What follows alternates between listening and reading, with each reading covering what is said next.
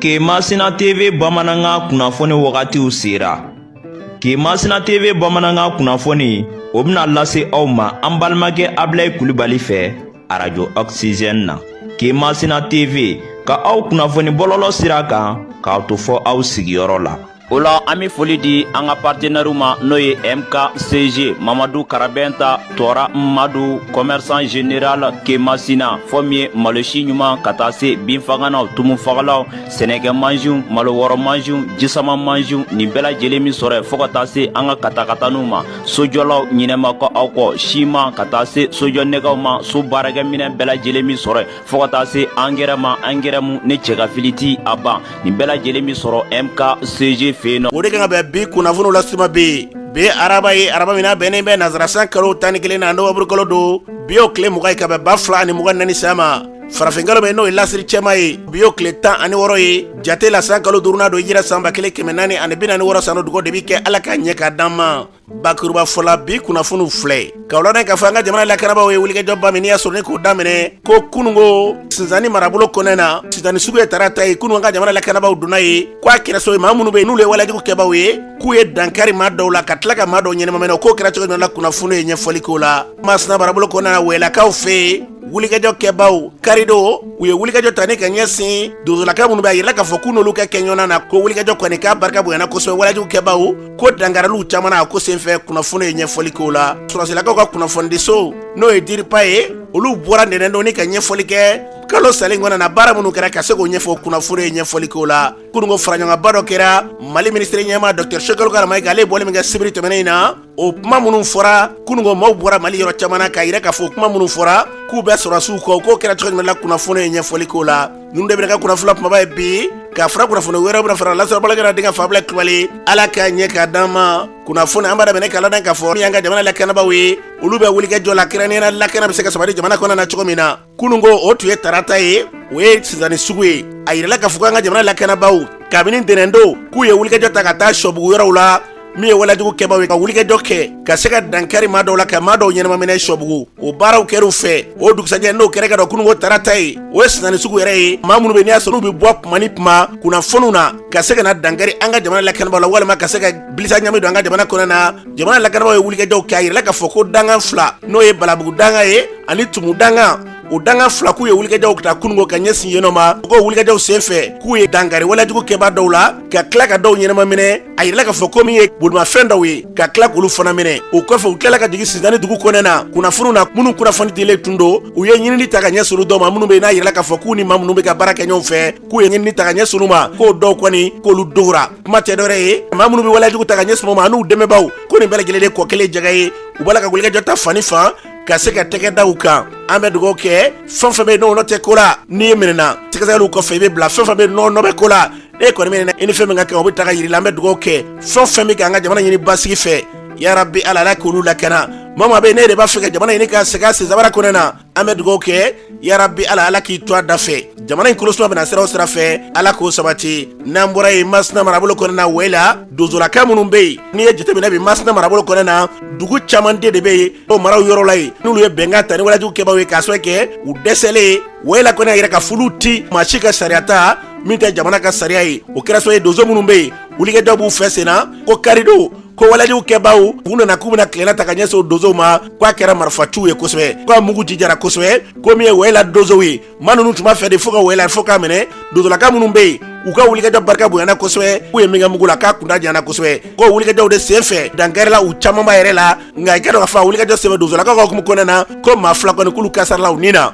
kuma tɛ dɔwɛrɛ ye donso minnu bɛ yen u y'a yɛrɛ k'a fɔ faso in olu t'a bila foyi olu ka wulikɛjɔ tɛ dɔwɛrɛ dɛ faso ka basigi wa olu tɛ se mama ni maa nana s'u ma fɛn fɛn bɛ n'i y'a sɔrɔ u kan ka wulikɛjɔ ka ɲɛsin ma k'o baaraw bɛ sigi sen kan fɛ an bɛ dugawu kɛ fɛn min da ka d'an ka jamana yarabiya la ala k'o sabati n'an bɔra yen mɔgɔmiyalakaw fɛ min ye sibirido ye u nana ka n'olu ka jagaw dugu kɔnɔna na malo jagaw u nana ka n'olu nɔfɛ mɔgɔmiyala ko jaga yɛrɛ bɔrɛ 100 ani bɔrɛ 40 ani bɔrɛ 5 k'o de kɛra jaga ye o jaga de bɔra dugu fɛ k'o ta ka taa tindiba kan ka taa bila walajugu kɛba ninnu ɲɛ tuma min na n'u nana ka se ka na ka na jaga ninnu ta ka dɔw fana kɔ segin k'olu ka segin dugu kɔnɔna na olu ka taa di maa ma maa minnu bɛ yen n'i y'a sɔrɔ ne ye olu ye dɛsɛbaatɔw ye k'o yɛrɛ kɛra ɲɔgɔn sama ye o min segira k'o de senfɛ ko fɔ kumaw cayara k'a fɔ n'o de don o min segira a ka fara ɲɔgɔn kan dugu ka tila k'o feere ni ka tila k'o kɛ fɛn ye fɛn min bɛ n'a bɛ tila ka bila dugu ka kɛsu la ka sanga ni kunnafoniw ye dɔw ka fɔ la marifatigiw kɔni bɛ ka kɛ bi se de b'u ye k'a ɲɛ solo man kan i k'a dɔn k'u fɛ ko tɛ nka u bɛ fɛn min fɔ hali bi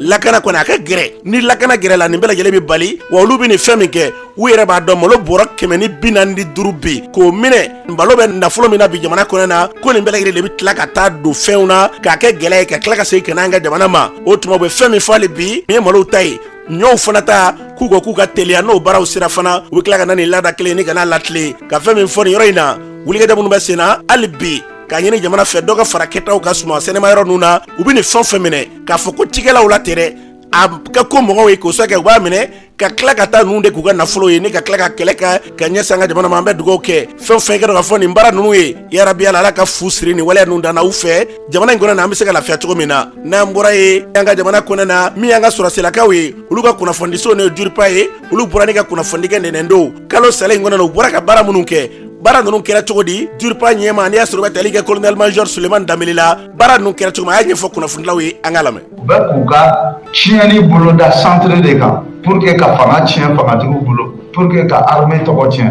population k'a faamu ni jamana ye n'a tilara na an bɛ taa min aw ko ko déplacés bɛ ka bɔ duguninw na ka na Bajangara Dɔnsan dɔw fana bɛ na fɔ Bamako population fana k'a faamu ko finitigilakaw ka baara tɛ se ka ɲɛ. Ni population yɛrɛ ma faamuyali dɔw kɛ o ye u bɛ se ka collaborer ni armée ye cogo min na n y'a mɛn finitigilakaw c'est que mɔgɔw de bɛ yen u b'u janto mɔgɔ minnu na an y'an ka kalekan de di k'a fɔ jatigɛ wale mɔgɔw ka kɛlɛ an b'a kɛ fo ka s'a dan na jamana fanga ɲɛmɔgɔw u ye danaya ta k'a d'an kan o de la o danaya fana an b'a ɲini don o don k'o minɛn fa centre o ye i b'a ta Segu ka taa Mopti ka taa Bajangara ka taa Douentza ka taa Tombouctou olu région faralen de ɲɔgɔn kan kalo tɛmɛnen na taama-taamaw de cayara yen kosɛbɛ n'i ye zone officielle du Niger ta jatigɛwale mɔgɔw b'a fɛ ka dankari kɛ sɛnɛkɛlaw ka balow la taama cayara yen yɔrɔ la kosɛbɛ fo Tombouctou ka na fo Bakas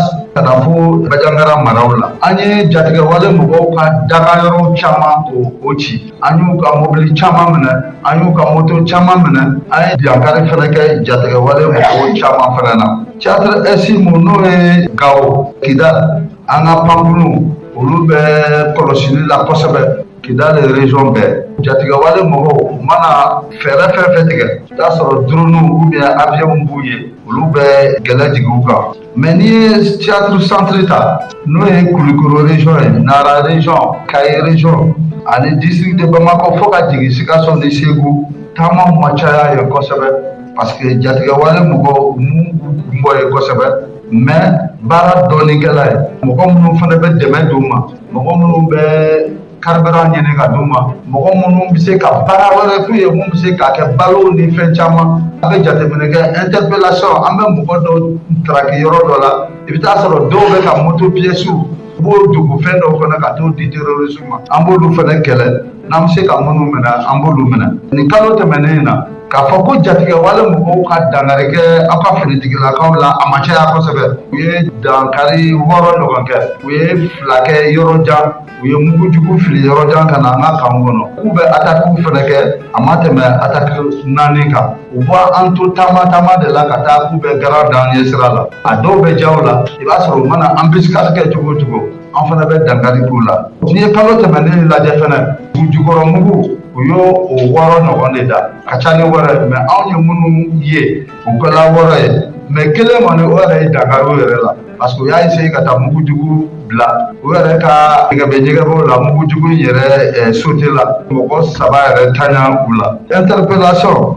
o kɛla mɔgɔ 4 ɲɔgɔn ye kelen minɛna Kayi 2 minɛna Tombouctou région na kelen minɛna Segu région na 2 minɛna Sikaso région na n'i ye jateminɛ kɛ kalo tɛmɛnen na mugujugu de ye an tɔɔrɔ dɔɔnin o fana na mugujugu o mun bali u ka taa jamanadenw ka lakana la sabati an ka finitigilakaw o ye dankari kɛ terroriste caman na kalo tɛmɛnen na fɛn fɛn ye moto 70 moto 80 ye o minɛna ou bien o jenina mobili 5 ɲɔgɔn o fana minɛn'u bolo ani marifaw yɛrɛ n'an y'an sigi ka jateminɛ kɛ diɲɛ force bɛɛ tun bɛ an ka jamana in kɔnɔ Mali la depuis lawale la i tun tɛ se k'a mɛn Mali kɔnɔ yan ko filaw ni dɔgɔnɔw k'olu bɛ dangari kɛ ɲɔgɔn na mais mun de nana n'o ye bi mɔgɔw de nana ka na ninnu kun kari ɲɔgɔn na centre la sinon anw ka taabolo t'o ye n'i y'a ye o kɛla fɛn dɔ de bɛ yen mais ni jateminɛ kɛla kɛlɛ nin wulila kɔrɔyanfan de fɛ an wulila k'an jɔ ko kɔrɔyanfan o baaraw de bolodala dugu jukɔrɔmɔgɔw olu b'u ka baara la ka an ka camancɛ sigida ni ɲagami o de y'a to a bɛ san 1 ni dɔɔni bɔ an ka jamana ɲɛmɔgɔw ko maa de nana k'u b'an dɛmɛ u k'an to yen an yɛrɛ k'an ka sécurisation kɛ aw nana san 10 an ma se ka mun ɲɛnabɔ a fɔra aw ka taa u y'a jateminɛ k'a fɔ san 1 kɔnɔ force ninnu kelen ka mun kɛ u bɛ fɛn bɛɛ de kɛ kuma bɛɛ pour que k'an senkɔrɔ la ɲagamin. ni tun ye colonel major Suleman Danbɛlɛ ni tun y'ale kan ye DIRPA ɲɛma wulikajɔ minnu kɛra u fɛ kalo saba in kɔnɔna na an bɛ dugawu kɛ kɔrɔ ni tilebeba ni kaɲaka a ma bɔ fɛn o fɛn fɛ ala ka se d'an ka jamana la kanabɔ ma basigi lafiya k'o sabati n'an bɔra ye Masnaba kɔfɛ kunungo sayikaw fɛ yen wulikajɔ kɛbaw y'u kunda yen kan tuguni o kɛra sababu ye denmisɛnnin minnu bɛ n'olu bɛ kungow kɔnɔna na ka taa sayi ni tilebe cɛ baganw nɔfɛ u nana ko f'u kana don u ni dugu de cɛ ka baganw cɛ o kɔfɛ min ye maakɔrɔba dɔ ye ka bala k'a bɔnna nin na ten ka tila ka maa kelen jɔgin yaasa ka nin bɛrɛtigɛ di an ma an ka kunnafoni yira ka bɔ sayi mara kɔnɔna na a yɛrɛ b'an bolo nɛgɛ k'an balimakɛ e ye jɔn ka bɔ mini. Ne tɔgɔ ye Bakari Pileya ka bɔ Kemasina mara la. Bakari Pileya an ye kunnafoni sɔrɔ ko kunungo tarata ko wulikajɔ kɛbaw ye wulikajɔ ta ka ɲɛsin sayi ma ko a kɛra sababu ye u ni donsolakaw ka wulikajɔ sen fɛ k'u donna dɔw ni dugu cɛ ko maa kelen ni tora la ka tila ka maa kelen fana dɔgin ka tila ka taa ni baganw ye a ko kɛra cogo di. A kɛra Abulaye Kulubali kunun tarata nuvamɔgɔ tile 19 jarisiw nana sayi ni tilebe yanfan cɛ a tɛ kilo 1 yɛrɛ bɔ sɔngɔ tu dɔ bɛ sayi ni tilebe cɛ cɔnjɛ sira la sayikaw ka cɔnjɛ sira u nana yen nɔ denmisɛnninw min bɛ daba gɛn na dugu ni tilebe yanfan cɛ a tɛ kilo 1 yɛrɛ bɔ u nana ka na dugu tigɛ denmisɛnninw na kɛ bagan bɔ su la ka taa a y'a sɔrɔ cɛkɔrɔba tan bɛɛ k'a bɛ taa ka denmisɛnninw lajɛ baganw cogoya la dɔw yɛrɛ tun bɛ daba dunni bɔ la kungo da la yen nɔ cɛkɔrɔba in kɔni u ye dugu tigɛ ale la k'ale faga min bɛ daba dunni bɔ la o n'a ka denbaya tun bɛ wotoro kɔnɔ ale y'ale sen sɔrɔ ale sen joginna ale kɔni bɛ taga cɛkɔrɔba in kɔni u ye dugu tigɛ o la k'ale faga tiɲɛ yɛrɛ la kɔni ko in kɔni a y'an dabali ban masinɛbaga bolo kɔni gɛlɛya kɔni foyi ma bɔ a ko min farala kan dugumisɛnnin caman bɛ yen olu kɔni wuli ka b'u sigiyɔrɔ la sayi yɛrɛ ye kunun dugu ye zarameri bɛ sayi sayikaw n'u kalo 1 nin u bɛ degun kɔnɔ degun yɛrɛ tɛ se ka fɔ ka ban sayi ye kunun dugu ye sayi bɛ dugu 27 nin mara dugu 27 in bɛ sayi mara la u y'a fan kelen bɛ wuli ka bɔ a sigiyɔrɔ la dɔw yɛrɛ ye bɛnkan ta dugu min wulila ka b'u sigiyɔrɔ la kami salongo o dɔw ta bɛ yɛlɛmɛ sayi dugu kɔnɔ yen nɔ kami salongo foyi ɲina sinɛ yɛrɛ bɛ ka sayi ɲina fɛnɛ masinɛbaga bolo gɛlɛya kɔnɔ dugu wulilen cayara bɛnkan dugu cayara mun kɔmi k'u ni da dugu weliba ninnu ka commune dugu pour que k'u fana kurun ka dugu sagoya kɔnɔ an kɔni b'a ɲini faamaw fɛ k'a lajɛ cogo bɛɛ la masinɛbaga bolo lakanabaliya a m'a fɔ tɛ baara la nka tiɲɛ yɛrɛ yɛrɛ la n'u ma dɔ fara kɛtaw kan nin waati in na an kun bɛ lafiya dɔɔnin min na o kun ye baji ka lafiya sa baji kɔni jiginna kɛlɛ in kɔni a bɛ ka kurakuraya nɔgɔni fɛ an kɔni b'a ɲini faamaw fɛ u k'a lajɛ ka masina lakana ta nɔgɔni fɛ joona sinɔ kɔni a dansa kɔnɔ dɛ an b'a ɲini faamaw fɛ k'an dɛmɛ joona sinɔ gɛlɛya kɔnɔ a tɛ fɔ ka ban. ni tun ye Bakari Pileya ni tuyɛli ka ɲɛ ka bɔ Masnaba kɔfɛ sayi marabolo kɔnɔna la kuma tɛ dɔ dɛ bi wulikajɔ minnu bɛ senna dɔ ka fara kɛtaw ka sango basigi bɛna cogo min na an bɛ dugawu kɛ ala kɔkila ni k'olu yakubaya n'an bɔra ye min ye Baɲankara marabolo ye o lakanabaliya dugu dɔw ka wulili ani nin waati laban in na an ka lakanabaw kɔni kunnafoni na k'u dara ye kosɛbɛ nka waati kelen kɔnɔna na ko dugu dɔw bɛ minnu bɛ k'u sigiyɔrɔ bila wa gɛlɛya dɔw bɛ u bɛ k'o ɲɛsin u ka wulikajɔ dɔw la kɔsa in yɛrɛ la k'i ka dɔn k'u ye maa dɔw faw la yaasa k'o bɛrɛtigɛ di an ma seereya dɔ bɛ yen nin waati in na baara ninnu bɛ kɛ cogo di ale b'o ɲɛfɔ an ye an ka lamɛn. ko dugu tɔgɔ ko Bɛnjeli o kungo kɔnɔna dɔ bɛ yen u b'a fɔ ko Dari donc mɔgɔw taara ɲɔtigɛ la yen terroristes nana ka cɛ 2 faga et puis encore musow fana tun bɛ mugu ci gaz fɛn dɔ b'u bolo u bɛ gaz de fili fɔlɔ n'u ye fili muso bɛɛ de kirinna dɔw u y'a cɛ ka nana dɔgɔtɔrɔso la donc cɛ 2 olu banna o kun ye le 16 novembre 2024 o kɔfɛ an bɛ taa dans la région de Kenje kunun vers 15h waati donc u taara dugu dɔ bɛ ko Dongosori o Dongosori na o taalen u yɛlɛla dugu kɔnɔ ka taa budukiw jeni ka taa tasuma don so damadama na ka mɔgɔ kelen faga ka mɔgɔ kelen jogi u ma se ka dugu bɛɛ jeni quoi u bɛ se min na o y'o kɛ u bɔra don o don an bɛ nin de fɔ an ka jija an ka cɛsiri an ka jija an ka cɛsiri sɔrɔdasiw kɔni u nanen don drones bɛ yen fɛn bɛɛ bɛ yen o ko ten mais sɔrɔdasiw kɔni alhamdulilayi bi kɔni u sera caman kɔni sera Baɲankara bɔ opération kɔni an ma se ka fɛngɛ mɔgɔ ninnu u dogolen tɛ o ka dɔn u dogolen don kuma tɛ u dogolen tɛ n'a fɔ sɔrɔsiw bɛ balade cogo min na u bɛ balade ten de i ɲɛ bɛ sɔrɔsiw yɛrɛ cogo min na plus que ça même donc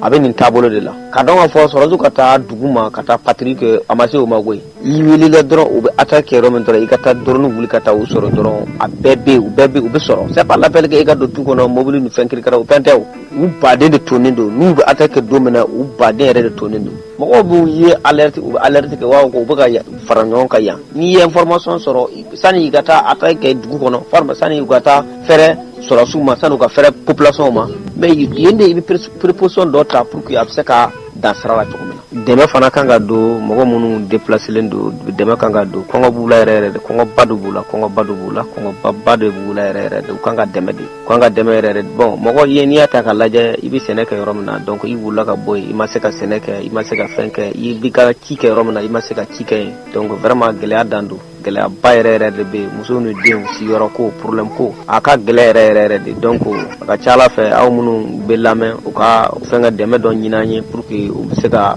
ko nɔgɔya cogo min na quoi bon i b'a dɔn ka sɛnɛ kɛ ka fɛn bɛɛ kɛ donc i ma dege fɛn min na donc i bɛ cɛ ka na duguba kɔnɔ donc nasɔngɔ ko b'a la fɛn bɛɛ b'a la vraiment a ka gɛlɛya ne tun ye seereya dɔ kɛ yen ka bɔ baɲankɛra marabolo kɔnɔ na an bɛ dugawu kɛ fɛn min da ka di jamana na basigi ala k'o sabati n'an bɔra ye novembre kalo tile 20 ye bi ye min ye denmisɛnnakaw a laadaw bɛ tile diɲɛsɛgilanni kɔnɔ na ɲinɛ ta in mali yɛrɛ u bɛna laada latile cogo di u bɛna kɛ faraɲɔgɔnba ye min bɛ yen n'a bɛ kɛ bi yɛrɛ araba o kɛnɛ ka kɔn o kɛnɛ ye ministre min do ka baara ɲɛsin muso ni du ni denbaya ma n'i y'a sɔrɔ bɛ tali kɛ kololakaw furumuso Mariam Mayiga baara in bɛna kɛ cogo di ale ye kuma min fɔ don in kan o filɛ ɲina 20 novembre a bɛ bɛn mercredi donya ma an bɛna denmisɛnninw ka donba diɲɛ selege gun kan an bɛna a ɲɛnamaya a ta ko 35nan o de bɛna kɛ nin an bɛna a ɲɛnamaya ni thème ye a bɛ fɔ jɛkulu min ma ko organisation des nations unies n'o ye diɲɛ selege tɔnba ye olu yɛrɛ ye thème min ta ko an ka sini lamɛn an ka baara kɛ sini ye an bɛna a ɲɛnamaya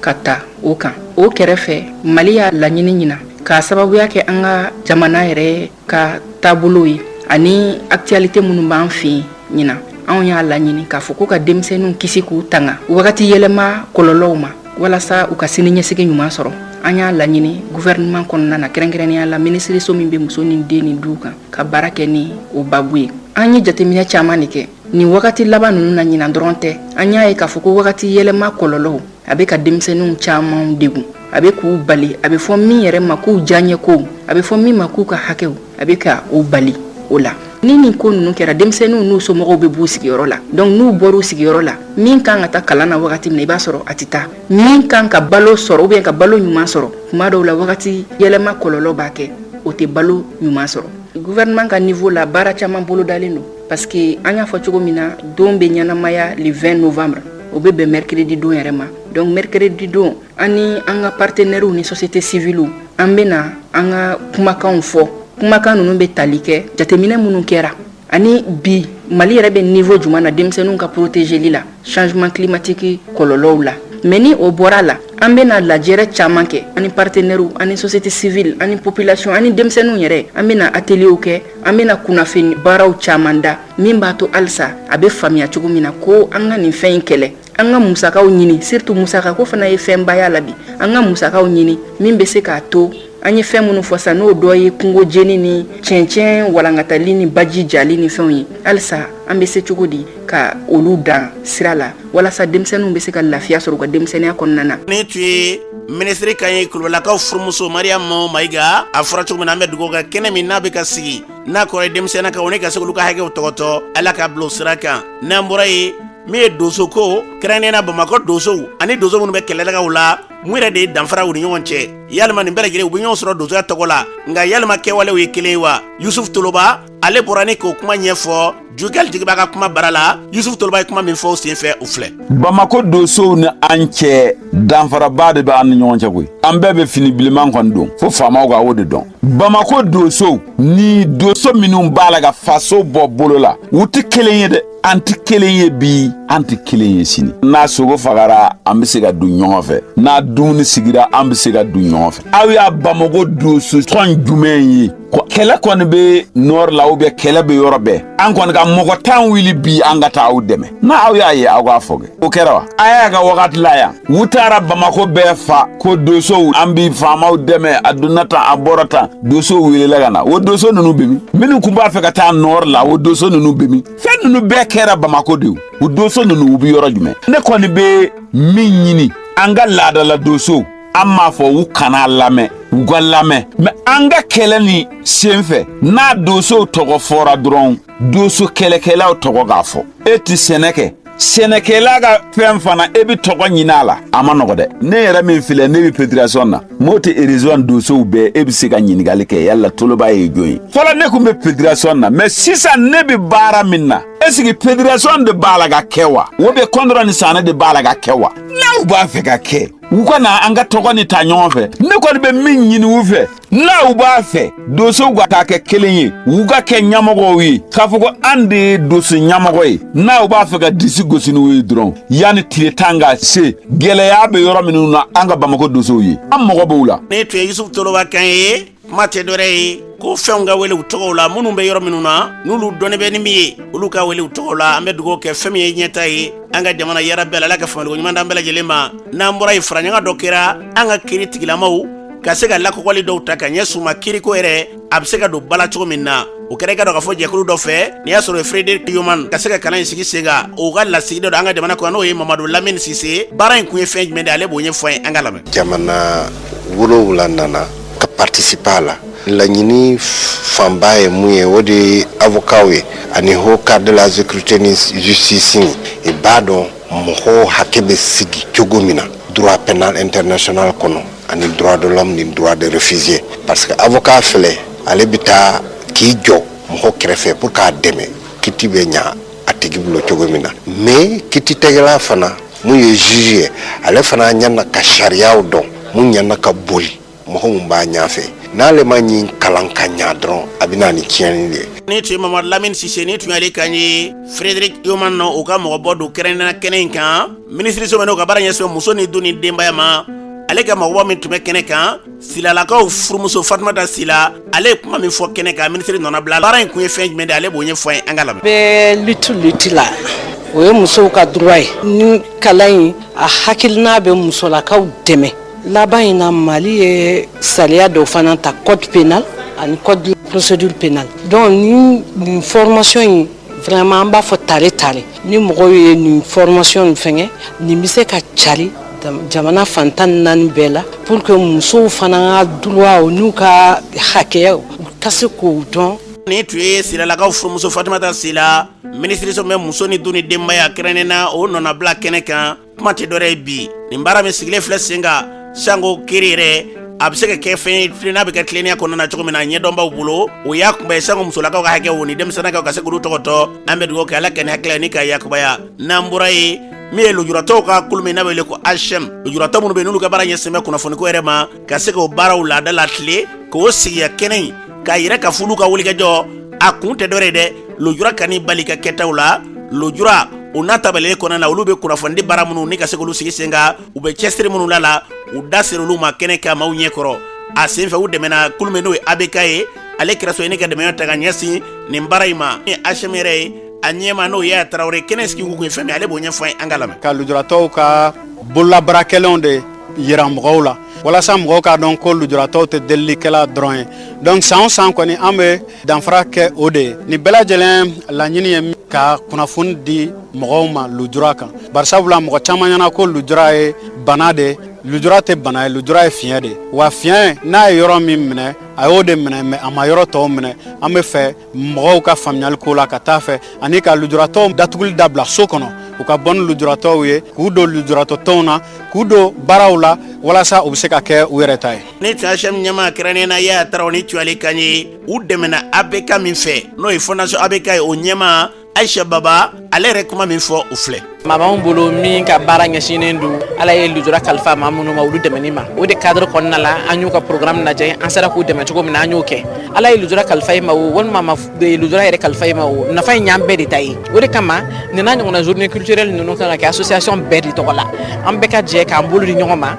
min b'a to nafa bɛ sɔrɔ an ka baaraw la maa minnu ni Ala ye lujura kalifa olu ma n'olu ye kunnafoni di k'u ka baara ye kɛrɛnkɛrɛnnenya la u fana niyɔrɔ ka sɔrɔ olu kɔnɔna la donc an minnu ni association wɛrɛw bila contact la k'u don an ka programme d'activité la walasa u ni hakɛ o hakɛ ka kan kunnafoni di yɛrɛ cadre kɔnɔ lujura bɛɛ lajɛlen ka bila kɛrɛfɛ u k'u sɔrɔ parce que ninnu ko k'u bɛ baara de kɛ u tɛ fɛ u ka kɛ kɛrɛfɛ dan ye u tɛ fɛ ka delili kɛ donc u bɛ dɛmɛ o baara cadre de kɔnɔ. Ne tun Aisha Baba ni tun ale kan ye kuma tɛ dɔ bi a bɛɛ ka tɔgɔ la ka se ka wulikajɔw ta ka ɲɛsin Ashema sango bi lujuratɔw ka y'u kɛrɛfɛ ne ka se k'u dɛmɛ o y'a tila an bɛ dugawu kɛ Ala ka nin hakilila ninnu k'u yakubaya n'an bɔra ye sirakan feere an bala k'a fɔ Yirimajɔ bi a kɛlen bɛ so ye ni ka se ka gɛlɛya don tani kɛ segiw la kosɛbɛ min ka dɔn k'a fɔ bi sugu yɛrɛ min bɛ yen n'i y'a sɔrɔ n'o baaraw sugu min bɛ yen k'a yɔrɔw dɔw bɛ yen ka kogow jɔ nka u n'a tabali kɔnɔna na maaw kɔni u bɛ sira sanfɛla la n'i sera yɔrɔw la taama o bɛ gɛlɛya min ka dɔn k'a fɔ wulikɛjɔ ye sira maa dɔw bɛ yen kɛrɛnkɛrɛnnenya sira tɛmɛbaa dɔw bɛ yen nin baara in bɛ se ka kɛ mun ye olu b'o ɲɛfɔ an ka lamɛn. A gɛlɛya bɛ yen yɛrɛ de parce que mɔgɔ min k'i bɛ sira in tigɛ i b'o to Yirimajɔ dugu kɔnɔ ka na sugu la baara de bɛ parce que mɔgɔw de sigilen bɛ siraw bɛɛ kan maintenant u ye kogo jɔ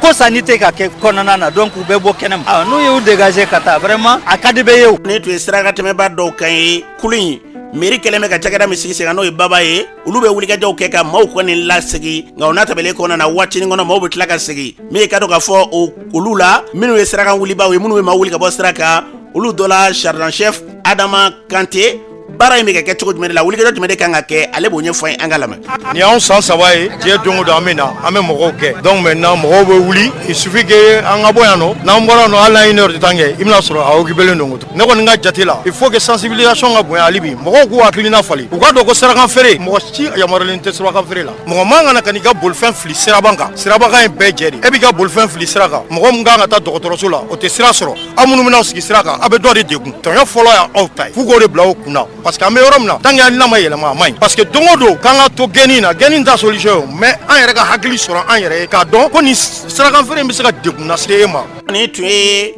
sergent chef Adama Kante ni tun ale kan ye minnu bɛ n'i y'a sɔrɔ olu bɛ wulikajɔ kɛ ka se ka maaw yɛrɛ wuli min ye Yirimajɔ kɛrɛnkɛrɛnnenya mairie kɔnɔna na mairie ko ɲɛnabɔla min bɛ n'i y'a sɔrɔ Mamadu Kulubali nin baara in yɛrɛ nana na cogo jumɛn la fɛɛrɛ jumɛn de kan ka tigɛ ale b'o ɲɛfɔ an ka lamɛn. disposition mun talen don an fɛ o ye maire de district ka baarakɛlaw ye n'o ye an b'a fɔ olu ma police municipale an n'olu bɛ jɛn ka va et vient kɛ ɲɔgɔn fɛ vraiment pour que ka se ka maaw bɔ sira kan o kɔni disposition talen don an bolo su ni tile fɛɛrɛ in tɛ ka bonya parce que même bi maa ninnu tun bɛ terrain kan ka baara kɛ pour que ka maaw bɔ sira kan mais o b'u kɔ don i b'a ye u bɛ tila ka segin u nɔ la tuguni an b'o mun de fɔ o la maa mun don i b'a sɔrɔ effectif bɛ se ka dɔgɔya dɔw bɛ na baara kɛ u bɔ yan u taa fan wɛrɛ donc an bɛ se k'o bila o minɛn kɔnɔ k'a fɔ ko a baara tɛ ka k'a kɛcogo la a bɛ ka k'a kɛcogo la maaw ka faamuyabaliyaw de bɛ na ni ninnu ye ka taa siraba kana kɛ feerekɛyɔrɔ ye a ma dabɔ o kama kogo in ye direction nationale de la route gɛlɛya kelen in de nana ni kogo in jɔli ye vraiment pour que ka se ka kogo in jɔ ka feerekɛla na dabɔlen don ka feerekɛlaw yɛrɛ lakana parce que u sigilen don goudronda la donc bolimafɛnw dun bɛ tɛmɛ kasara bɛ se ka y'a kɔnɔna na donc maintenant direction nationale de la route ani an ka jateminɛw ni réunion ni fɛn kɔnɔna na kogojɔ in de bɔra a kɔnɔ pour que ka se ka nin jɔ ka se ka siraba kɔma yɛrɛ lakana cogoya min na o ye k'a yira usagers la n'o ye feerekɛlaw ye k'a lajɛ ka bɔ siraba kan siraba dabɔlen tɛ mɔgɔ ka feere kama siraba dabɔlen de don maa mun bɛ tɛmɛ ka t'u mago la ɲininkali bɛ ka kɛ sugu min kan sugu in yɛrɛ ye dɔw ka koma sigiyɔrɔ de donc sugu in tun ma bɔ suguya kama. an baladen ka fɔ nin tun ye Yirimajɔ maire ye Mamadu Kulubali ni tun ale kan ye kuma tɛ dɔ ye bɛɛ lajɛlen ka jɛ k'a bila faamuyali minɛn kɔnɔ na a kana kɛ e kɛtɔ la k'i ta ɲini e kana kɛ sɔ ne ka gɛlɛya se dɔ ma o tɛmɛ sira senfɛ o y'a tila an bɛ dugawu kɛ Ala ka tila ni ka yakubaya n'an bɔra ye ministre ɲɛma Dr Sogɛl Kɔla Mayiga ale n'a ka tɔn n'o ye M5 ye olu bɔra min ka dɔn sibiri tɛmɛnen na ka se ka taa i ka dɔn CCB la n'o ye lajɛrɛkɛyɔrɔba ye ka taa yira bi k'a sɔrɔ suw k'u ye baara minnu kɛ a ye fulu lase o la o senfɛ ka tila ka yira k'a fɔ baara caman bɛ yen k'olu bilama e ka dɔn dɔw bɛ yen olu ɲɛ dogolen don ale la o kuma min fɔra a kɛra dagaba wuli ye dɔw y'a faamuya k'a fɔ ko nin negeli kɛli ka kan k'o sɔrɔ kɛ ko kabini jamana kuntigi kɔrɔ tile la i bɛ ka tile la dɔw ka fɔ la k'a ye ministériyaw kɛ ye k'a tun y'a yira o bɔlen kɔfɛ o la ko fɛn dɔw tun bɛ yen ko maaw ko ko munna a ma to waati la k'a fɔ ko n'a ma ɲɛ a y'a fɔ nin waati la ko nin y'a fɔ kuma ye dɔw ko ten dɔw y'a yira k'a fɔ k'a ka nin fɔli k'olu t'a bila minɛnsi kɔnɔna na k'a ka kuma in k'a bɛ dankari sɔrɔsilakaw de la bɛɛ lajɛlen y'i ta fɔ nin baara min y'a sɔrɔ o bɔra ka kɛ kunungo yɛrɛ tuguni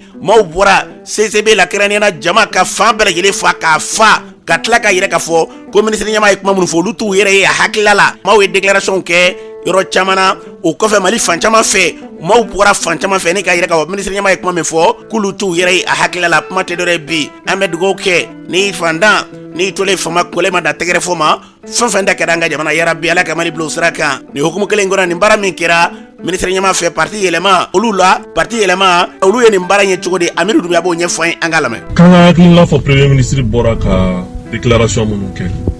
ne bolo ni ko bɛɛ la Mali de ni tɔɔrɔ Mali de ni janfa premier ministre bɔra ka kuma minnu fɔ an ka kɛ o kuma in bɛɛ ye tiɲɛ ye ma ɲininka élection ko kuma la parti kɛmɛ créera transition kɔnɔna yɛrɛ la bonya tɛ d'a kan décision baw la ni Mali ko don min bɛ fɔ premier ministre o la n'i y'a dɔn k'i bilala mission min na e bɛ k'i ka jamana de servi maa minnu bɛ yen o bɛ k'e bila k'e ka baara kɛ jamana ye n'u m'i bila i ka baara minɛn kɔnɔ i bɛ se ka baara in atteindre cogo min na parce que i ka objectif y'o de e bɛ démissionner k'a fɔ ko ni démissionnera e jamana janfa o tɛ jamana janfa ye démission in kun ye min ye c'est que baara dɔ de dir'e ma e ka jamana baara ne tɛ ka bila o condition kɔnɔ i bɛ bɔlɔn sɛmɛ i tɔgɔ kana tiɲɛ minnu tɛ premier ministre fana fɛ olu ko mun na premier ministre tɛ démissionner olu bɛ ka président de dɔɔnin ni jamana ko fana don premier ministre ye min fɔ n bɛ ka kuma ni premier ministre ka hypothèse de n'o fana ye tiɲɛ ye mun de la i bɛ premier ministre garder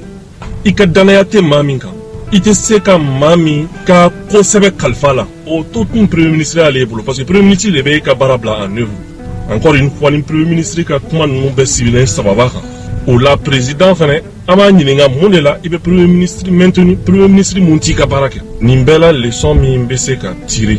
c'est que Mali ko ka dɔgɔ an ka kow la kosɛbɛ nin kɔni nin ye calcul politique ye n'a bɛ ka fɔ cogo min na n'a bɛ ten n'i ye premier ministre bila est-ce que a tɛ se k'i organiser ka opposition dɔ créer contre la Mali bɛ min premier ministre fana n'i y'a bila a bɛna kɛ cogo di a bɛ fɔ ko ne y'a abandonné est-ce que n tɛ se k'an positionner en victime min bila la o ye jeu politique de ye Mali bɛ yɔrɔ ti min na bi kuma minnu bɛ ka fɔ n'a b'o cogoya la an bɛ se ka fɔ Mali ma bɔ fɔlɔ maa minnu fana bɛ bɔ ka défendre kɛ caman ta tɛ Mali ko ye n tɛ président fɛ n bɛ arranger premier ministre ka côté la n bɛ président fɛ n bɛ taa premier ministre contre la o ni Mali ko ka jan dɛ dɔw yɛrɛ ta ye wari ko ye ni min ye wari d'olu ma n'olu ka cachet dir'u ma olu bɛ bɔ maa dɔ kama a caman kɛra anw na mais an ka lajɛ an ka Mali lajɛ dɔɔni an ka hinɛ Mali la. Ni tu ye Amidu Dumbuya ni tu ale ka yɛlɛma tɔgɔ la Ismaël Fane mouvement jamana kanu porte-parole ale ministre ɲɛmaa ye bɔli min kɛ sibiri don malidenw ka kuma cayara la Ismaël Fane e b'a bila minɛ jumɛn de kɔnɔ na an jamana kɔnɔ a ka kan jamanadenw hali bi u k'a ɲini ka lecture kɛ mɔgɔw ka kumakan kan k'a lajɛ kumakan in ɲɛsilen don mun de ma n'an y'o dɔn fili caman bɛ yen an t'an yɛrɛ sɔrɔ o filiw kɔnɔ Sukali ye kumakan fɔ sibiri don Sukali ka kumakan kɔnɔna la a y'a yira k'a fɔ M5 ta ye kɛlɛ ye o tɛ nkalon ye o wa o tɛ hali kuma jugu ye a ye tiɲɛ de fɔ M5 ne ta ye pouvoir ye ale Sukali kelen de y'a to nin ko in bɛɛ tiɲɛna cogo di Solasi ye Solasi de M5 ye hakilina dɔw de ta ka kɛlɛ kɛ n'o ye cogo min na Sɛma bɛ se ka na ka Ibrahim Boubacar Keita ka fanga bi wa an tun b'a dɔn fana ko Solasiw de tun bɛna ko in kuncɛ Sukali kun ka to a ka position kɔnɔ ne o ye M5 ka idéologie kɔnɔna ye k'a yira Solasiw la comme aw ye fanga daraki aw bɛ kɛ président ye premier ministre ya o ni CNT ɲɛmɔgɔya Sukali tun b'a kɛ cogoya bɛɛ la o kun ka to M5 bolo de mais Sukali ale nana kɛ ni politique kɛlɛ ye ka tila k'a don jamanadenw hakili la fɛnɛ ko politiciens ma ko foyi ɲɛ jamana in kɔnɔna la 30 ko in tiɲɛni bɛɛ ye wulu de alors que ale yɛrɛ politicien pouvoir ye pouvoir fila de Solasiw o ni M5 a kun ka kan Solasiw u kun ka Sukali lamɛn hakilina minnu bɛ Sukali la u ka jɛ u ka baara kɛ ɲɔgɔn fɛ Sukali fɛnɛ kun b'a essayer k'a kɔ k'o protéger ka dɔn k'a fɔ ni Solasiw y'a essayer k'u bɛ ale barrer cogoya dɔ la ale ka jama kun bɛ a soutenir i b'a ye k'a fɔ Solasiw kun bɛ ko to ale ta la mais Sukali bɛɛ kan ka k'a tɔ to a yɛrɛ kelen an bɛ mun fɔ jamanadenw yɛrɛ fɔlɔ ni ko in munumunu cogo o cogo jamanadenw de tɛ hɛrɛ sɔrɔ nin na Sukali fɛn fɛn f'a ka kuma kɔnɔ nkalon t'a la décision n'a bɛ ta Solasiw yɛrɛ dama de b'a ta tiɲɛ don officiellement président ne taara serment prêter Cour suprême ɲɛkɔrɔ mais en réalité mɔgɔ duuru de bɛ ka fanga mara mɔgɔ duuru ka hakilina baara tɛ se ka kɛ n'o ye o a ka gɛlɛn transition in ka se ka maliyɛnw bɛ hɛrɛ mun nɔfɛ transition kɔnɔ k'o sɔrɔ o tɛ sɔrɔ parce que décision tɛ mɔgɔ kelen bolo o kuma ye tiɲɛ de o fo jamanadenw de k'u ɲɛ yɛlɛ sisan ne ɲɛ b'a la u bɛ ka mɔgɔw la bɔbɔ fan bɛɛ fɛ premier ministre démissionné premier ministre bɔ premier ministre la donna ta bɔra ta mais an ka bɔ nin kɔnɔ non a bɛ lajɛ de premier ministre bɛ ka kuma mun fɔ tiɲɛ don wa nkalon don wa mais nin bɛɛ bɛ kɛ jamanadenw ka ɲɛkumu de kan parce que garde positionnement de bɛ sɔrɔsiw u ni premier ministre ni ɲɔgɔn cɛ u bɛɛ bɛ politiki munna de cadre kɔnɔna la au lieu que solution ka kɛ an ka révolution in kana tiɲɛ an bolo mais bɛɛ bɛ k'i ka place makara courant ko jamanadenw anw tɛ ka wuli ka jɔ kɛ ka pression da an ka ɲɛmɔgɔw kan cogo min na an bɛ se ka courant sɔrɔ ka bɔ courant tigɛ in na lakana bɛ se ka sabati cogo min na an ka jamana kan dɔgɔnɔw ka jamana bɛɛ bɛ ka ci n'a fɔra ko pression kɔrɔ tɛ ka yuri minɛ pression kɔrɔ tɛ ka gabakuru ta mais ka yira jamanadenw na consensus dɔ ka kɛ an ni population ni ɲɔgɔn cɛ cogo min na solution dɔ bɛ se ka kɛ an ka jamanaden minnu bɛ togodaw la u bɛ se ka lafiya cogo di ne ɲɛna o hakili jagabɔw de tun kana ka kɛ o baloko ka gɛlɛn o ma dogo mɔgɔ la parce que an bɛ kɛlɛ kɔnɔ mais ni mɔgɔ sɔrɔla k'olu dénoncer o kɔrɔ tɛ k'o tigi fasoden jugu ye o ye tiɲɛ de ye o population tɛ sɔrɔ kɛlɛ foyi la fo mɔgɔ dɔ kunkolo ko place dɔ nɔfɛ ko k'o labɔ yen u bɛ to o kɛlɛ la gazi na taa ci dɔ la dɔ na taa bana enquête yɛrɛ tɛ k'o ko la tuguni an ka impôt o de bɛ ka garde-corps bila ni faamaw kɔ ni faama kelen tɛ yen ko groupe tɛ mun fɛ yen a si tɛ kurantigɛ dɔn ni faama kelen tɛ yen ko baloko dɛsɛ b'a ka sokɔnɔna la anw minnu ye dugumamɔgɔw ye anw ka kule wajibi ye ka yira n'aw ka solution ɲini nin ko in na mais n'i y'o fana kɛ i bɛ taa association ni dɔ fana sɔrɔ minnu fana dayirimɛ ni bɛ pouvoir kun olu fana bɛ mɔgɔ dɔw fana manipuler u bɛ yɔrɔ bɛɛ ta sa réseaux sociaux ni radio ni télé la ka se ka mɔgɔw kunkolo birisa ɲagami o de la maliyɛn y'o ni président dɔ taara u bɛ nimisa o ka taali la fo population yɛrɛ k'a dɔn u bɛ mun de fɛ quoi ATT ka taa lajɛ kɛ politicien dɔw de tɛmɛna ka yira k'a fɔ ko ATT de ye rebelle wele k'ale ka armée ka kisɛ banna ko prévu bulu bulu u y'o fili radio so dɔw fɛ dɔrɔn population dɔw y'o ta sɛbɛ la o bɛ kɛ jamana min kɔnɔ o jamana baara b'o jamana kɔnɔ dɛ Choguel ye politicien ka objectif fɔlɔ ka jamana mara Choguel kɛra député ye Choguel kɛra ministre ye ka caya ka tila ka na kɛ premier ministre ye fɛn kelen bɛ Choguel jɛ sa o ye ka kɛ président ye n'a ko k'a b'o ɲini est-ce que o kɔrɔ k'a ye sɔrɔsiw janfa non o y'a ka rôle de en tant que parti dɔ ɲɛmɔgɔ don filanan a ko fɛn tɛ ka sara la effectivement a tɛ ka sara la o Choguel kɔni talen don dɔrɔn k'a ta k'a bila so dɔ garder la so mun ni fɛn t'a kɔnɔ a ye tiɲɛni fɔ donc jamanadenw k'o yɔrɔ ye an k'an yɛrɛ ka intérêt viser k'a lajɛ Assimi n'a ka jama u bɛna anw bɔ nin gɛlɛya kɔnɔ cogo di il faut an ka kuma o de kan o de ye tiɲɛ ye fɛn caman fɔra n ye a si ma sabati a fɔra n ye ko alikama bɛna bɔ Irisi ko ka na farine bɛna bɔ Irisi ko min na gasoil bɛna le pétrole bɛna le compteur dilanyɔrɔ o bɛna kɛ pharmacie populaire o bɛna wuli ka jɔ sen kan Comatex o bɛna wuli ka jɔ sen kan ni barrage bɛna kɛ tan ni panneau solaire bɛna kɛ tan fɛn caman den de fɔra taama mɛnɛ sisi ma bɔ terrain ko nana k'o fana kɛ giribasi o fana d'Afrique filɛ ko bi taama bɔ sisi ma bɔ a dɔra k'a fɔ k'an bɛ jamana min kɔnɔ maa faamuyalen a ka dɔgɔ an ka jamana kɔnɔ kɛrɛnkɛrɛnla chiffres yɔrɔ parce que chiffres de bɛ manipuler kuma bɛɛ k'u labɔ yɛrɛ kɔnɔ ka taa gabakuru ni pinɛw jeni wa olu de bɛ tila ka minɛ k'u faga ta tɛmɛnen si tɛ bɔ a ka kan chiffres ka former u kana sɔn ka bɔ mɔgɔ ye tugun ka t'u yɛrɛ faga mɔgɔ nɔfɛ tuguni wara kɛlɛ n'i ye jakumaden tol'o la i ma da i danyɔrɔ la an jamanadenw anw de b'an ka intérêt lajɛ sa i tɛ se ka kɛ mɔgɔ fɛ ka tɛmɛ i yɛrɛ kan jamana ɲɛmaaw gɛlɛya min b'an kan o bɛ se ka ta ka bɔ an kan cogo di u ye kuma caman fɔ an m'a si nɔ ye mais o n'a ta o ta an bɛ k'o to yen ten yanni gɛlɛya ka fara gɛlɛya kan an ka bɔ nin kɔnɔ an ka taa élection na ni sɔrɔsiw b'u présenter k'u ka candidat bɔ k'u présenter ni Choguel yɛrɛ fana b'a présenter Choguel fana k'a présenter an ka bɔ nin kɔnɔ mɔgɔ kelen ka fanga ye mara tant que mɔgɔ kelen ma fanga ye mara k'an to nin tibitapa la tan ala ka n'a cɛ janya révolution daminɛna anw de fɛ yen mais finalement bɛɛ bɛ ɲɔgɔn na jamanadenw a ye baara kɛ ni hakili ye a ka dusu in bila Choguel démissionné o a ye taa yɛrɛ kɔnɔ si tɛ solution ye an ka faamaw ka fɛɛrɛ kɛ